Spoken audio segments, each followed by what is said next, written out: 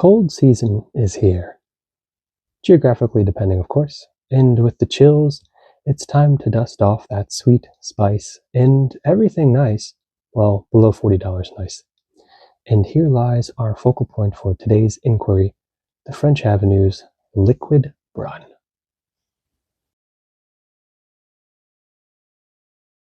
Releasing back in 2024, this fragrance has probably been reviewed at least 2 times. So let's make it 3. It opens with cinnamon, orange blossom, and cardamom, holding out the mid-planes with the bourbon vanilla wrapped in some fresh spice, then settling down into a woody, musky praline base. Now I have tried a decant of this, and the experience was quite mixed. I didn't love it, but I didn't hate it. It had decent notes, and I wanted to dig into the actual bottle because maybe that batch was just a bit off. Speaking of batches, you can see right there. There's your batch. Not super familiar with the layouts of the batches on French Avenues, but I believe that's what that is. Now, I picked this bottle up from Burlington for about $35, which honestly is not a bad little deal. I think checking this as it currently stands, it's about $42.99 on other major fragrance retailers. Let's take a peek at the packaging. Right off the bat, the gemstone says hello, and I say hello right back. It's different. I like it. It's always nice to change up your packaging. Eye-catchingness is, I think, half the struggle when it comes to selling anything. And fragrances are no different. You see your little name here, Liquid Brun. A little bit of squiggles and swerves. Not too shabby. This little gold strip. Oh, it goes around. Oh yeah, it does. Open this up and see how it is. You know, I didn't want to show you my foolish attempt at trying to open this. I didn't realize that this thing didn't slide off, and it was just a simple hinge right here that just went, hello. So here you go. Here's a little bottle. Inside's not bad. There's something right there. I don't know what that is. But nice packaging. Let's get the bottle out. As you can see, here's our bottle. There's a small little teeny chip, which is kind of odd. Nice little jewel again, little gemstone or what have you, little bedazzlement going on. Take a peek at the cap. Cap. Nice, another little bejeweled gemstone right there. Feels sturdy enough. Let's give this a spray and see how it is.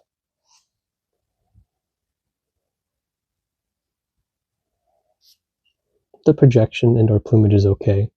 Not bad, not the best. Let's spray a teeny bit on my skin so I can also get a whiff of it. Okay. I don't smell any cinnamon. I don't smell any cardamom.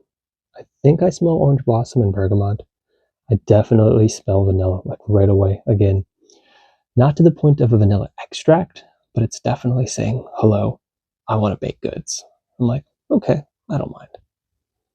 I'm going to let this sit for a wee bit and see how it develops, and then come right back. Hello there again. I let it sit for a wee bit, and some of the smells that are still dancing around in the air would be that vanilla and that pine smell, that Alamir, what have you. I don't get much musk or ambroxan. I don't get any of the guaiac wood. Praline, maybe that's what the other sweetness is. I pretty much just smell vanilla and bergamot or Alamir. For how much this fragrance gets pushed, I'm kind of surprised. I've heard a lot more about it, and even with the whole bottle, it's okay. I know this is an inspiration of Althaïr, if I'm not mistaken, by PDM.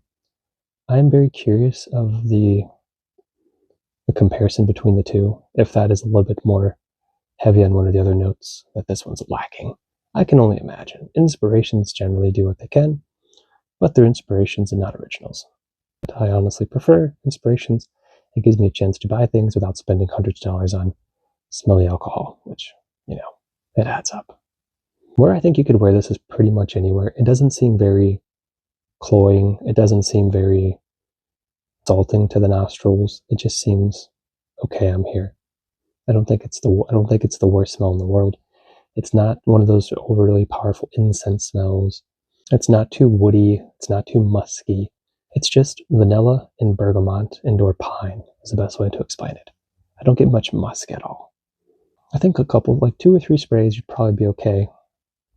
If I had to review this, which I'm going to, I'd say it's 3.25 little clouds. The spray is okay. It's not that strong. The design is okay. I like it. The box is quite sturdy. The embellishments are nice. The aesthetics of it is pleasing. It smells pretty linear. Once again, just vanilla and bergamot and orelami. That's all I'm getting, even after a while. 3.25, less than $40. Yeah, it's up to you. If you like that type of smell, I'd say go for it. Anyhow, anywho, and anyway, I think that'll be it for us today. Feel free to follow and like and all that fun jazz. I don't mind. You have yourself a good one. Bye-bye.